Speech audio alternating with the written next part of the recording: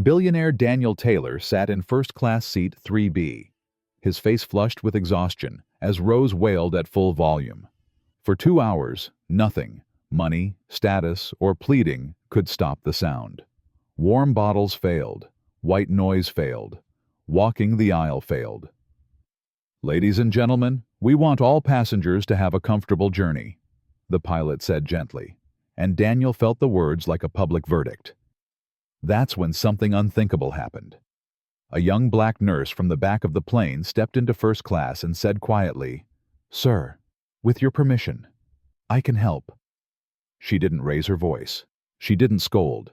She leaned in and whispered, to Rose and to Daniel, words that changed everything. "She doesn't need more movement. She needs your stillness. Breathe with me. In, 2, 3. Out, 2, 3. The crying broke, stuttered, softened, and the cabin held its breath. "Welcome back, family. Where are you watching from today?" The jet knifed into smooth air, and the crying turned into a siren. At first it was protest, Rose's small face crumpling as the wheels tucked away. Then the pressure climbed, and the sound sharpened, knifing down the aisle, ricocheting off glassware and polished pods. Daniel Taylor, seat 2A, billionaire in a cream suit, cupped his daughter like a man trying to hold back the ocean. "Warm bottle?" a flight attendant offered, voice gentle, eyes tight. He tried. Rose twisted away, swallowed air, screamed harder. "White noise helps," another said, producing a phone with ocean surf. The surf drowned under Rose's wail. "Sometimes they tire themselves out," the attendant in emerald said from 2 rows back, not quite whispering, not quite kind. In 1A, a silver-haired businessman checked his watch for the 10th time and sighed as if billing the cabin by the minute. Daniel stood, pacing the aisle with a practiced CEO stride that fooled no one now. He rocked, he shushed, he begged. Nothing. He could move markets with a sentence, but he could not move his daughter's pain 1 inch. Amelia would have known what to do, he thought, and the name struck like turbulence. Amelia at the piano, Amelia laughing in the kitchen, Amelia gone before Rose learned to say mama. "Sir, we need the aisle clear," a third attendant murmured. He sat. Rose arched, rigid as a bow. The window blurred. His hands, steady in boardrooms, trembled. 3 rows back in economy, Emily Watson pinched the bridge of her nose and listened. Not to the volume, to the pattern. Upward pitch on inhale, choke on swallow. The frantic rhythm of a body losing the thread. Ear pressure, reflux, overstimulation stacking into a storm. She'd seen it at 3 a.m., under fluorescent lights, when babies forgot how to come back down. She rose and moved to the galley. "I'm a nurse," she told the attendant, low and certain. "I think I can help." The attendant measured her in a heartbeat, the overnight shadows under Emily's eyes, the calm set of her mouth, then nodded and led her to first class. Daniel looked up like a drowning man spotting shore, and, for a beat, braced for judgment. Emily gave none. She met Rose first, soft and direct. "Hi, little one. That hurts, doesn't it?" "To try?" she asked Daniel. He could only nod. "2 things," Emily said. "Your hold and your heartbeat." She slid his forearm higher beneath Rose's ribs, to support, not compress. Drew the baby's knees toward her belly to open the back. "We'll let the pressure equalize and the gut unwind." She touched Daniel's wrist, cool skin, a pulse sprinting. "Match me. In, 2, 3, out, 2, 3. Emily leaned to Rose's ear and whispered, not words so much as a measured cadence, velvet over metronome. Her fingers walked down Rose's tiny spine. Paraspinal glide, 1 stroke per breath, inviting the vagus nerve to remember its job. The scream cracked, stuttered, fell to hiccups. "Keep breathing with me," Emily said. "Slow is contagious." Daniel did. He felt, absurdly, that the plane had stopped descending. that for the first time in hours, something was rising instead. Quiet. The silver-haired man in 1A stopped sighing. Glassware stopped trembling. The woman in emerald lowered her phone. In a wide, fragile ring around seat 2A, strangers remembered how to exhale. Rose's fingers unclenched. Her lashes fluttered. Soft, then softer. The siren unwound into the small, wet breaths of a child who has finally found the shore. Daniel's vision blurred. He hadn't realized he'd been holding tears like breath in a pool. Emily slipped him a folded napkin without looking away from Rose. "You did the hard part," she murmured. "You stayed." Silence held. The engines hummed. For the first time since takeoff, Daniel could hear his daughter's breathing and his own. Emily adjusted Rose's position one last time, securing the little knees, checking the chin. "This will hold," she said, meeting Daniel's eyes. "If you can hold." Daniel looked down at his hands, steady on earnings calls, unsteady now around 8 pounds of sleeping miracle, and felt the question land like a challenge. Could he? Silence lingered like a held breath after chaos. The engines murmured, steady and soft, a lullaby written in jet fuel. Rose slept heavy in Daniel's arms, her small body sunk against his chest, breath sinking with the rhythmic hum beneath their feet. Emily adjusted the edge of the blanket, making sure the baby's tiny fingers weren't trapped. "She'll stay settled as long as her pressure equalizes," she said gently. "Once we're cruising steady, her inner ear should calm." Daniel blinked as though surfacing from somewhere deep. "How did you even know what that was?" Emily gave a small smile. "It's pretty common. Babies can't clear ear pressure like we do. Their eustachian tubes are smaller, and when you combine that with reflux and noise, it's like their whole system short-circuits." "I just helped her body remember balance." He studied her face, equal parts awe and exhaustion. "You make it sound simple." "It's never simple," she said. "But it is science." For the first time, Daniel let out something like a laugh. It was raw, fragile, but real. "Daniel Taylor," he said, shifting Rose slightly to extend his hand. "I'm just her dad." Emily shook it, firm and warm. "Emily Watson, RN. Just a nurse." "Just doesn't quite fit," he murmured. "Same goes for you," she replied, arching an eyebrow. He smiled faintly, the edges still tired. "You have no idea. I'm heading to London for an acquisition vote, something my board has been building for 6 months. My nanny canceled last night with food poisoning, and I thought, how hard could one flight be?" He gestured at the now peaceful bundle in his arms. "Turns out, impossible." Emily grinned softly. "Parenthood doesn't care about your resume, Mr. Taylor." "Daniel," he corrected. "Please, titles feel wrong right now." "Then Emily," she said, "and for what it's worth, you did fine. You just needed a co-pilot." He exhaled, glancing down at Rose, now slack and safe in his lap. "You traveling for work too?" Emily hesitated, then nodded. "Sort of. I'm sitting for a licensing exam in London tomorrow. Once-a-year chance. If I miss it, I wait another 12 months. She shrugged lightly, but the fatigue beneath her eyes told the truth. "Worked a double shift last night. I'll probably nap in the terminal before heading to the testing center." Daniel frowned. "You're doing all this alone?" "Always have." She smiled to soften it. "I'm flying on a shoestring and borrowed courage. Every dollar went to the ticket." He hesitated before saying, "I can cover a hotel. It's the least—" Her eyes cut sharp enough to stop him mid-sentence. "Don't." He blinked. "Don't what?" "Turn gratitude into charity," she said, voice calm but unwavering. "You thank me. I accept that. Anything more changes the math." He nodded slowly, absorbing the boundary. "Fair.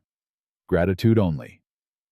They both glanced down as Rose shifted, sighing in her sleep, a tiny fist uncurling against Daniel's jacket. Emily's voice softened. "See that? That's trust. Babies don't fake it. She knows you calmed down." "I didn't," Daniel said quietly. "You did." Emily shook her head. "She didn't need me. She needed you to stop fighting what you couldn't fix." Her tone wasn't scolding, just truth spoken by someone used to triage, to finding humanity in chaos. "She borrowed your calm once you finally gave her some." Daniel swallowed. The words landed heavier than he expected. For a moment, neither spoke. Then he gestured to the seat beside him. "You can sit here if you want. I imagine studying's easier than pretending to sleep back there."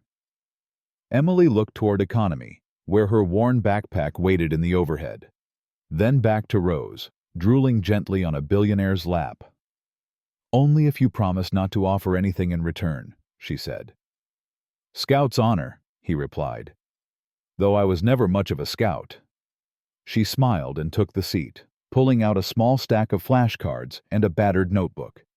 The sight of handwritten notes amid first-class crystalware felt like rebellion. She began to whisper definitions under her breath. Osmolality, electrolyte gradients, pediatric dosing. And Daniel found the sound unexpectedly soothing. For 20 quiet minutes, the cabin existed in fragile peace. The hum of engines, the soft tick of a pen, the even breath of a child no longer in pain. Then a shadow broke it. A flight attendant approached, hesitant. She slipped a folded note onto Daniel's tray table and murmured, "From a passenger in 1A, sir. You might want to see this." Daniel opened it. Someone recorded the incident. The baby, the nurse, you. It's already uploading. Billionaire's meltdown at 36,000 feet. This will be online before we land. Emily looked up at his face, saw the color drain, and whispered, "What's wrong?" Daniel folded the note, pulse quickening again. "The storm," he said softly, "might not be over yet." They touched down in gray morning light. London, under a veil of drizzle, the city yawning awake. The engine's hum faded, replaced by the shuffle of passengers reclaiming order after chaos. Rose slept against Daniel's shoulder, oblivious to the flashes of phones as they disembarked. Emily lingered near the rear exit, wanting no part of first-class farewells. But Daniel waited at the gate, raincoat over one arm, baby on the other. "Let me at least get you to your hotel," he said. "You saved her and me. It's not charity, it's logistics." "I can manage," Emily replied, clutching her worn duffel. "You've got your own fires to put out." "Emily," he said quietly, "the least I can do is make sure you don't sleep in the terminal." Her jaw worked, pride warring with exhaustion. Finally she sighed. "Fine. A ride." "That's it." "Deal." He smiled, small and grateful. Cars waiting. The ride through London was a collision of worlds. Emily's reflection in tinted glass beside the skyline's cold steel geometry. She watched raindrops race down the window, each one a heartbeat closer to the exam that could rewrite her future. Daniel, across from her, scrolled through his phone. Notifications bloomed like sparks. Our billionaire baby. Meltdown. At first-class fiasco. Who is the nurse? A single clip, 30 seconds of agony and grace, was spreading across every feed. Rose screaming, Daniel helpless, Emily stepping forward, calm as a still lake. Millions of views before the wheels even touched the tarmac. His PR chief's text appeared next. Damage control plan drafted. Legal recommends takedown. Narrative. Privacy violation. Emotional distress. Approve? Daniel stared at the message, thumb hovering over yes. But something about that word, takedown, felt wrong. The video wasn't a scandal. It was a story. One that belonged to both of them. At the hotel, the clerk's accent was clipped and apologetic. "I'm sorry, Miss Watson. The reservation system malfunctioned overnight. We've had to cancel your booking. Emily's shoulders slumped. Canceled? I confirmed yesterday. Maintenance on the second floor, ma'am. No vacancies till tomorrow. Daniel turned from the stroller. I can fix this. My suite has... No. Her tone was firm. You can't fix everything, Daniel. He studied her face. Wet hair plastered to her cheek. Dark circles under steady eyes. You need a roof. I'll find one, she said, scanning her phone. There's a hostel 2 tube stops from my exam center. £17 a night. I can stretch that. At least take the car, he said, and I'll have it here at 7 to get you to your exam. She hesitated. That she could allow. Transport only, she said. No chauffeur acting like security detail. Daniel smiled faintly. He's just good with directions. She gave him a look that said, "You're impossible," and disappeared into the rain. That night, London separated them, but mirrored their restlessness. Emily lay on a narrow bunk beneath flickering fluorescent light, her bag beneath her pillow, ear tuned to the snores of strangers. The hum of the heater masked the storm outside. She scrolled through flashcards until the words blurred. Cardiac output, fluid balance, care ethics, before setting the phone aside and staring at the ceiling. Her mind kept replaying the flight, the crying, the whisper, the man whose power cracked in her hands. Across the city, Daniel stood in a glass-walled penthouse, Rose asleep in a crib built for royalty, the city glittering beneath. He should have been reviewing merger projections. Instead, he was watching the viral clip on mute. Emily's voice wasn't audible, but her calm radiated through the pixels.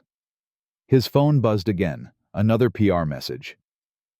@Billionaire baby trending top 5. Recommend we file for removal. He typed back. No, draft new post, but not from PR. I'll write it, with her. A pause, then the reply.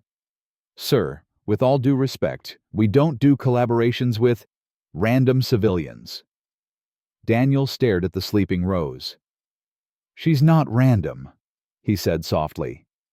He found Emily's number from the boarding manifest. When she answered, her voice was rough with fatigue. You okay? Could ask you the same. He hesitated, then said, That video, it's everywhere. They're calling it a fiasco. I'd like to turn it into something better, a post, with free infant calming steps. You get full credit. Emily went silent. And the point of this is PR redemption? The point, he said, is truth. Maybe it helps other parents. Maybe it changes the story. She exhaled through her nose. I'll help, but on conditions. You send me every word before it goes live. No spin, no photo ops. And if you're publishing medical advice, I get access to the source doc, non-negotiable. He almost smiled. You sound like my compliance officer. No, she said. I sound like someone who doesn't trust billionaires. He laughed quietly. Fair enough. They spoke for 20 minutes. About tone, content, accuracy. By the end, the tension between them had softened into something neither could name. Good night, Daniel, she said finally. Good luck tomorrow, Emily. She ended the call and checked her email one last time. A new message blinked from the exam board. Urgent. Venue change. Due to a building issue, your exam has been relocated. New address, 45 minutes farther. Emily froze, reading it twice, the words tunneling through her exhaustion. 45 extra minutes. One wrong train, and everything could collapse. She lay back on the bunk, heart pounding, the ceiling closing in. Tomorrow would decide everything. The morning hit cold and gray. Emily's alarm shrilled at 5:30, slicing through restless sleep. Her eyes burned, her limbs felt heavy, but there was no room for hesitation. She was a nurse. Fatigue was a familiar enemy. By 6:45, the city was barely awake. She stood at the curb with her duffel, drizzle misting her hair, watching the sleek black car Daniel had sent pull up exactly on time. "Morning," the driver greeted. "Morning," she said, tucking her ID badge into her coat. She caught her reflection in the window, eyes rimmed in red, posture straight, jaw set. A woman holding herself together by threads and purpose. As the car wove through London traffic, she reviewed protocols in her head. Pediatric airway, cardiac arrest, ethics triage. Stillness is a skill. Her mantra. Learned in chaos, refined in silence. At 7:55, she arrived at the new exam site, a refurbished hospital wing humming with fluorescent light. Rows of anxious candidates waited by closed doors, white coats and coffee cups trembling in sync. The OSCE, Objective Structured Clinical Examination, was designed to strip you down to instinct. Each station, a timed crisis. Each crisis, a mirror. When her number was called, Emily stepped into the first room. Station 1. Pediatric distress. A mannequin infant, red lights pulsing above it. Scenario. Post-flight irritability. Inconsolable crying, the proctor announced. Emily's breath caught. For a second, she was back at 36,000 feet. The hum of the engines, the Billionaire'S shaking hands, her own whisper slicing through the noise. "Reset, hold, hum," she murmured under her breath. She steadied her hands, supported the mannequin's head, simulated ear decompression, explained the physiology as she worked. Eustachian tube obstruction, vagal imbalance, overstimulation cascade. The timer beeped. The examiner nodded. "Calm work. Miss Watson?" She moved on. Station 2. Adult cardiac arrest.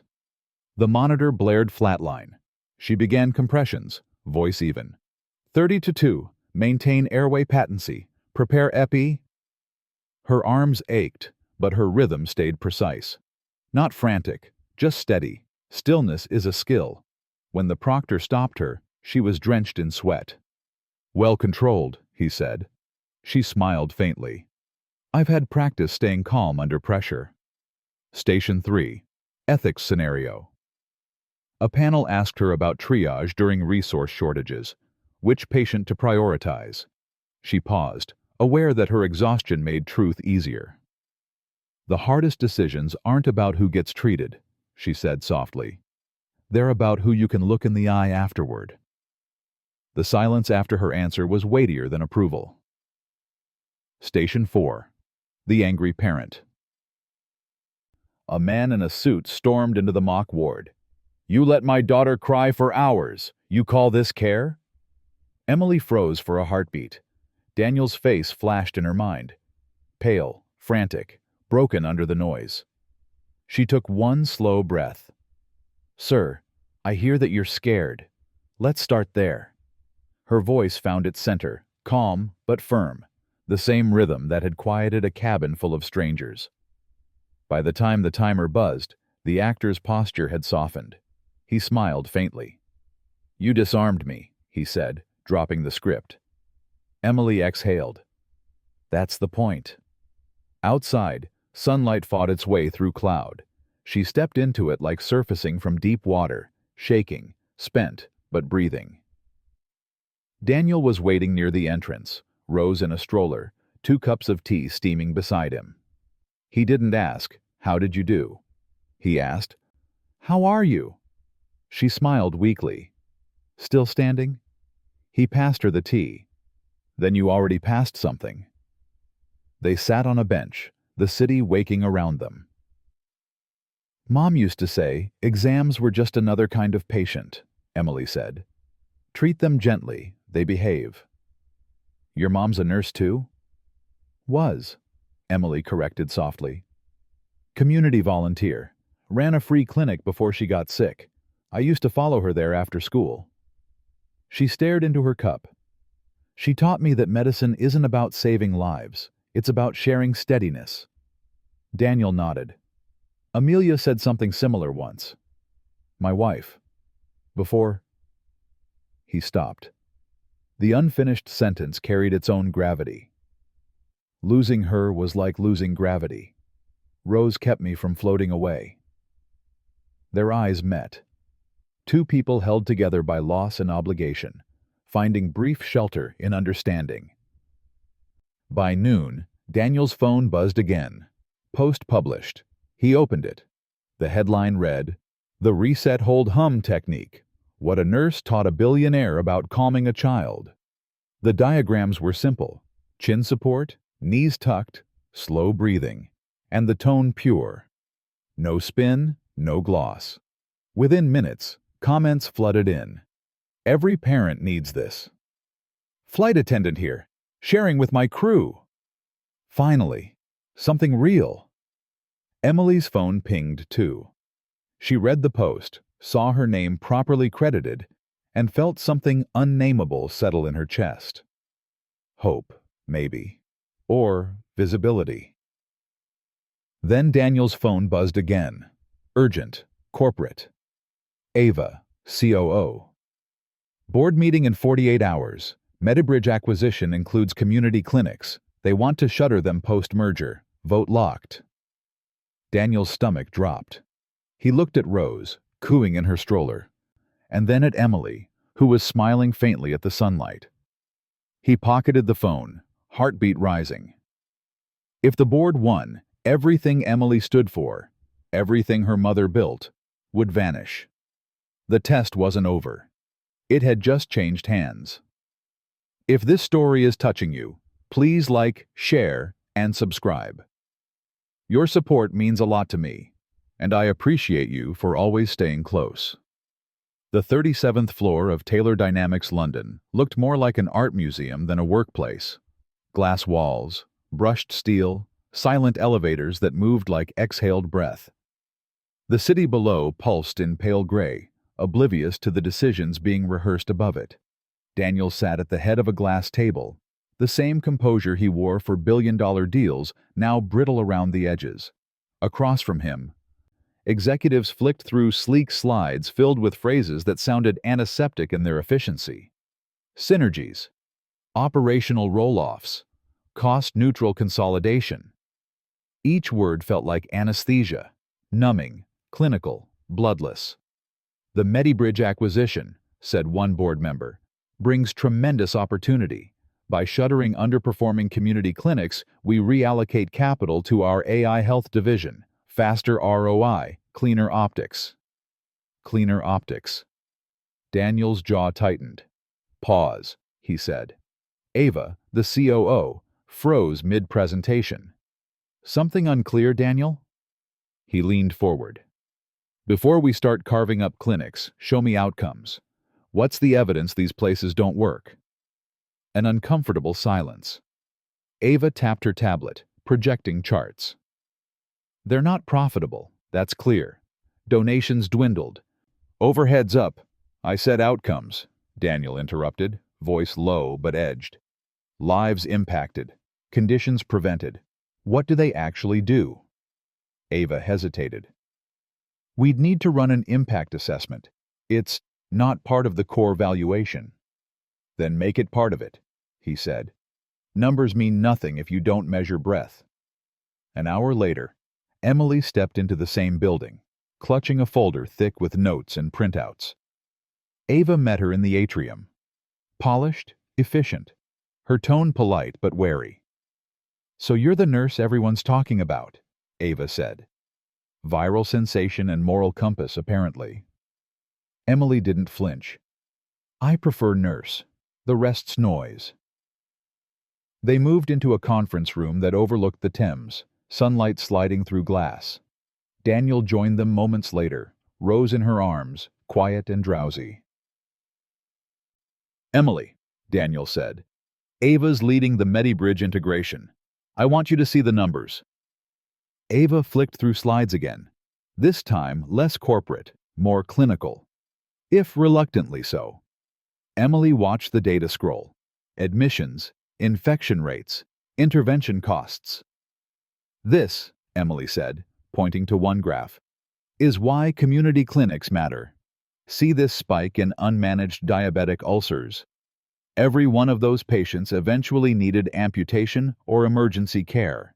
Each case cost your company tens of thousands in ER fees that could have been prevented with early nursing intervention. Ava blinked. Go on? Emily flipped to her own chart. Hand-drawn, annotated with highlighter. And here, ED diversions.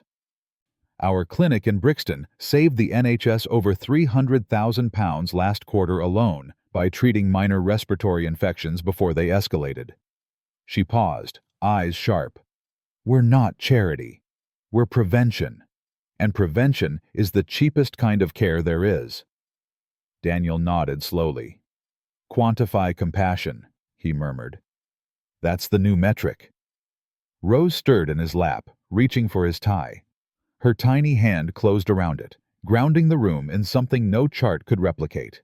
The three of them, billionaire, nurse, executive, sat in silence for a moment, the hum of the air system the only sound.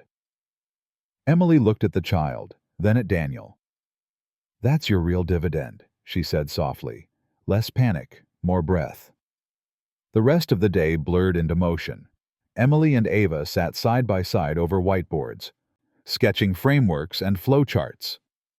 Out of debate and caffeine came something unexpected. A blueprint. Aero Calm. A new initiative to train airline crews in infant soothing, emergency triage, and passenger empathy, modeled after Emily's Reset Hold Hum method. And beyond that, nurse-led remote care.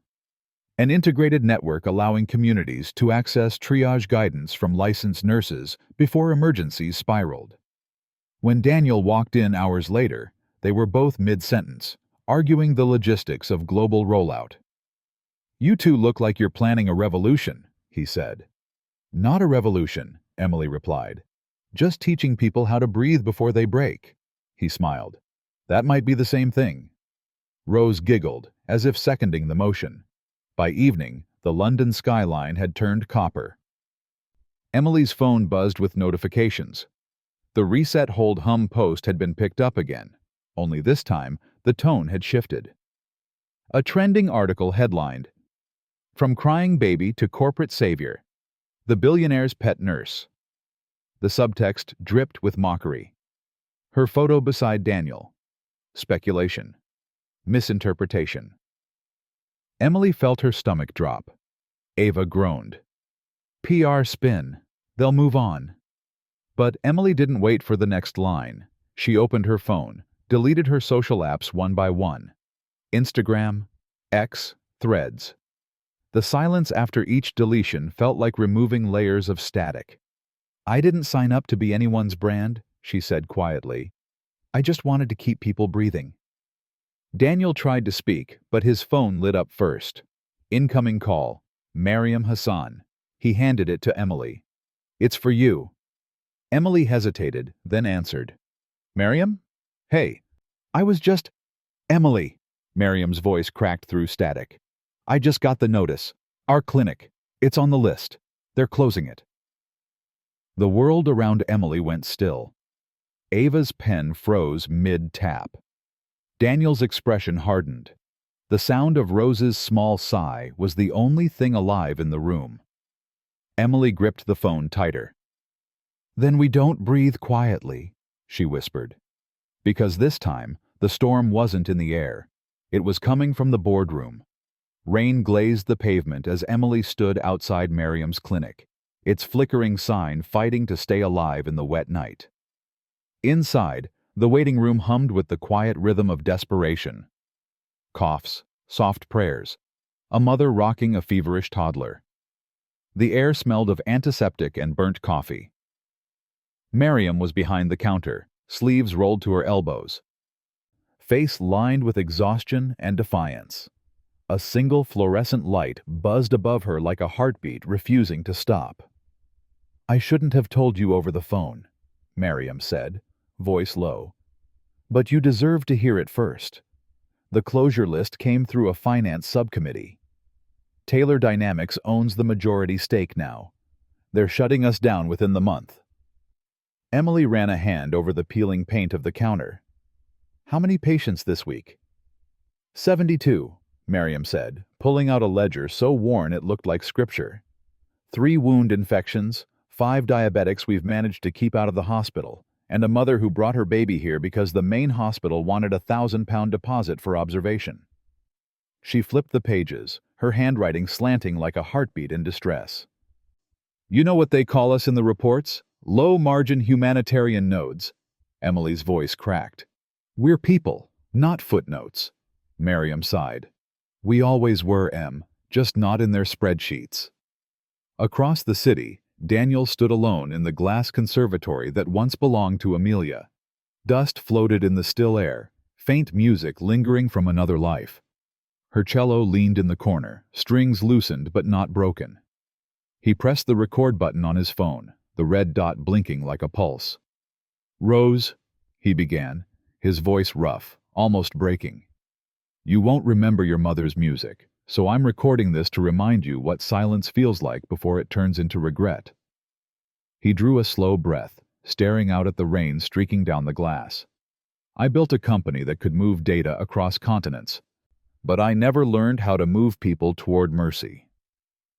Your mother would have told me that every number represents a heartbeat, and that the cost of cutting one out is higher than any savings report. He looked at the cello again. Tomorrow, they'll expect me to vote on closing clinics. They'll tell me it's progress. But I keep seeing the nurse who calmed you when I couldn't, the one who turned a crisis into care without a single dollar changing hands. His voice softened. If you ever take over this company, don't build the fastest systems, build the kindest ones. He stopped recording and stood in the quiet until the last drop of rain hit the glass. Back at the clinic, Emily sat with Miriam in the tiny break room. The rain had found its way through a leak in the ceiling, dripping rhythmically into a stainless steel bowl. I'm meeting Daniel tomorrow, Emily said. If he wants to help, fine, but not a donation, not some foundation photo op. I want him to publish the clinic data sets, prove what we save, fund the nurse training programs we design, and guarantee jobs for every staff member here. Miriam smiled faintly. You've got more fire than sleep, Em. Emily shrugged. It's the same thing now. The next morning, Daniel was already waiting at the clinic when she arrived. Raincoat damp, Rose in his arms. The staff whispered. Billionaires didn't walk through their doors often. He gestured for her to step outside, into the alley where the rain made a curtain of sound. I can't undo what the board's planning yet, he said, but I can change what happens after. You were right. We can't keep patching lives. We need to build systems that breathe on their own. Emily folded her arms. If you're offering a personal gift, keep it. I don't want your guilt wrapped in ribbon. Daniel shook his head. Not a gift. A job. He handed her a folder, the ink still damp from his pen. Clinical lead. Nurse-led remote care initiative, reporting directly to CEO. Full authority to design, test, and implement protocols. Protected bedside shifts, 2 per week. You'd be architecting the same model that saved my daughter, he said quietly. I'll fund it. You'll lead it. And this time, it's not charity. It's infrastructure. Emily stared at the offer, heart pounding. You really think the board will let you do this? I don't need their permission to start building, he said. Just someone who knows what breathing looks like when it's on the line? She didn't smile, but she didn't refuse either. Then we start tonight, she said. By dusk, progress seemed possible. Hope fragile, but alive. Until Daniel's phone buzzed. A message from Ava. Subject: confidential. Pre-vote packet release. He opened it. The blood drained from his face. The final acquisition packet had already been distributed. The clinic closures, including Miriam's, were scheduled, signed, and timed for vote. The decision was already in motion. Emily saw the look on his face. What is it? Daniel turned the screen toward her. The document's header glowed in blue corporate font. Taylor Dynamics Board Meeting. Agenda Item 4B, Community Clinic Consolidation Schedule. Emily's throat tightened. They're not waiting for you. Are they? No, he said, voice breaking into a whisper. They're already breathing without me. Outside, sirens wailed in the distance, not from the sky this time, but from the city itself. The next morning began not with silence, but with broadcast light. Emily sat before a camera in a small studio, the city still bruised from dawn. A microphone waited beside her notes. Behind her, Daniel's PR team adjusted ring lights. But Emily had written her own script. No slogans, no logo overlays, just her voice, and a title on the live stream. Arrow Calm, The Science of Stillness. Good morning, she began, voice steady but soft. My name is Emily Watson. I'm a nurse. A few weeks ago, I helped a baby stop crying mid-flight. Not because I'm special, but because nursing teaches you one thing. Panic is contagious. And so is calm. She held up her hands.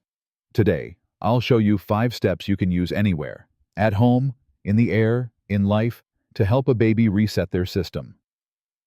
Her gestures were measured and clear. Reset. Change the baby's position to open airflow. Hold. Tuck knees gently toward the belly. Support the chin. Hum. Match their breathing rhythm at 60-70 beats per minute. Glide. Stroke from skull to mid-spine to activate vagal calm. Breathe. Let them borrow your steadiness. She demonstrated on a training doll, voice calm as water. Remember, you can't buy nervous systems. You can only lend them yours. In the control room, Daniel watched her live on 3 monitors, his team whispering over analytics, spike after spike, as viewers poured in. By the time she reached step 5, there were over 1 million watching. Montage. A flight attendant in Madrid practiced the method mid-air as passengers watched, baby silence spreading like light. A mother in Atlanta whispered, in 2-3, out 2-3, while her toddler's sobs softened. A nurse in Mumbai replayed the stream in a hospital break room, nodding through tears. Comments flooded in beneath the video. It worked. Shared with every parent I know. Why wasn't this taught before? The whisper had traveled farther than any press release could. That night, Daniel's analytics team ran cost models. Not emotional data, but hard numbers. Ava stood in the center of the operations floor as charts filled the wall. Look at this, she said.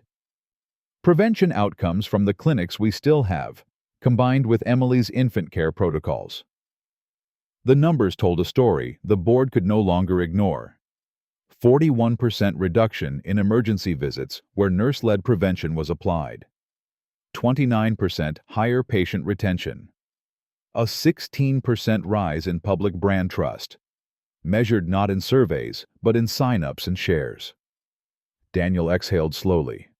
Proof, he said. Care isn't a cost. It's an investment. Ava nodded, her usual reserve cracking into a faint smile. The numbers say keep the clinics. The next morning, as if the universe wanted a live demonstration, Rose began to cry again, high and sudden, just before a key stakeholder briefing. Daniel froze mid-sentence, the sound echoing through the glass hallway outside the boardroom. A young flight attendant who'd joined the Aero Calm training just last week, now shadowing for the corporate travel team, stepped forward. "May I, sir?" she asked gently. He nodded. She lifted Rose into her arms, adjusted her hold, hummed a soft rhythm. Within seconds, the baby's breathing slowed. In the boardroom, executives who had once complained about noise now sat in stunned silence. Ava murmured, "Well, real-time demonstration." Daniel smiled faintly. "That's our quarterly report." Laughter, nervous but real, rippled around the room.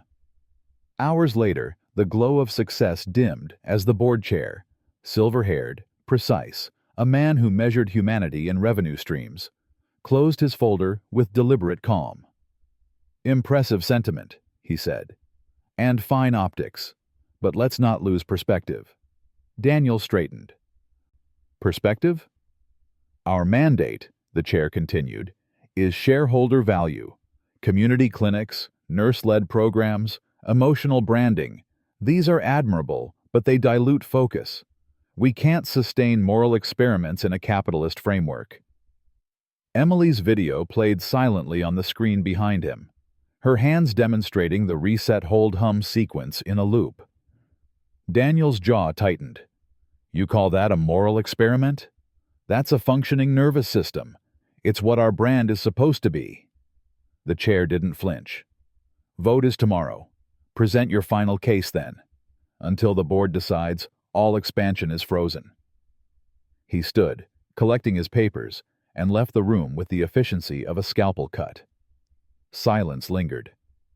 Emily looked at Daniel from across the table, the reflection of her own broadcast still glowing on the screen. Tomorrow, she said softly, we either teach them how to breathe, or we watch them choke on their numbers. Daniel nodded once, eyes hardening with resolve. Then tomorrow, he said, we whisper louder. And outside the glass walls, London pulsed beneath them, a city holding its breath before the storm. The boardroom was an aquarium of tension, glass walls, the Thames beyond, the hum of 20 executives pretending not to breathe. A dozen screens glowed in the dim light. On each, Taylor Dynamics, acquisition vote, MediBridge integration. Daniel stood at the head of the table, fingers resting on the remote. For once, he didn't open with numbers. He opened with sound. A single cry filled the speakers, faint, distant, a baby's wail that climbed, peaked, then softened into calm. This, Daniel said quietly, is where this started. The screens shifted. A video, the viral clip, flickered to life. A blurred cabin, no faces visible. Only motion and quiet. A woman's hands demonstrating a technique. The crying stopped. The plane exhaled. Daniel let the silence stretch. That moment was never about embarrassment, he said. It was about accountability. It reminded me that for all our technology, care still travels faster through a whisper than through code. He turned to Emily, seated beside him, wearing the same Navy uniform she'd worn on that flight. Not to make a point, but to remember who she was. Emily, he said softly, show them what came after. Emily rose, the screen behind her lit with clean white slides. No marketing polish, no filters. 3 months of data, she said. 27 clinics. 12,000 patient encounters. Charts rolled. Infection curves, ER diversions, infant readmissions. She spoke in simple sentences, unflinching.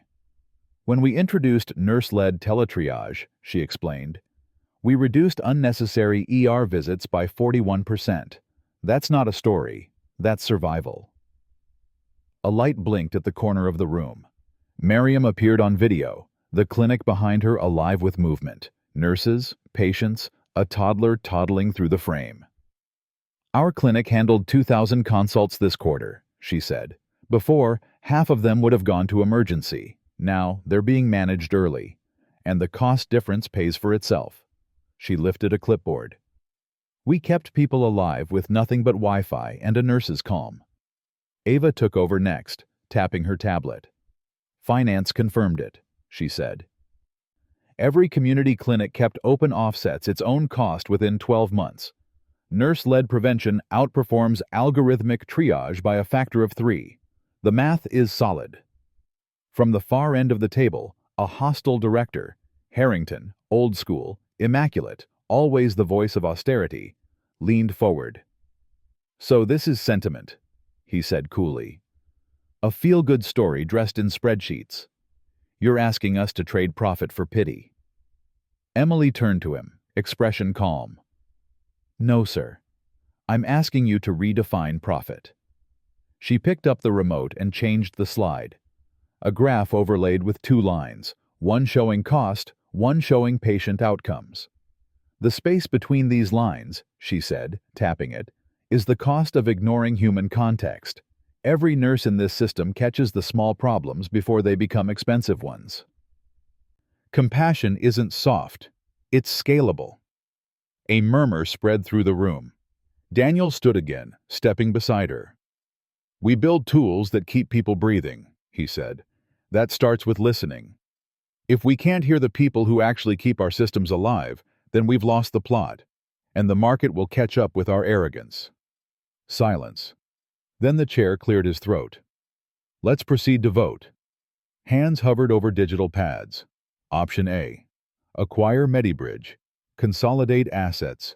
Close low-margin clinics. Option B. Acquire MediBridge. Retain and scale community clinics. Fund Aero Calm. Create nurse-led remote care division. The votes appeared one by one, glowing on-screen like heartbeats. Red, red, green, red, green, green. A tie. The chair glanced up. "Mr. Taylor, you hold the deciding vote." Daniel didn't hesitate. Option B. The final line turned green. The room exhaled as if the walls themselves had lungs.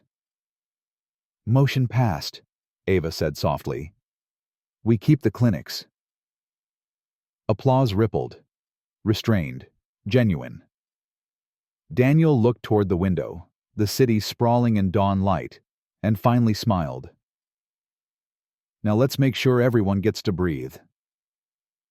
When the room emptied, Emily stood alone by the table, staring at her phone. Her email app blinked.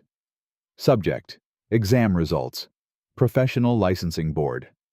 She swallowed hard. Daniel walked in, still holding his tie loose, his voice quiet. "You're not opening it?"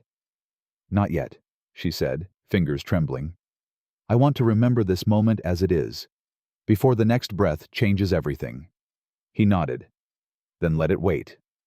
Outside, sirens faded.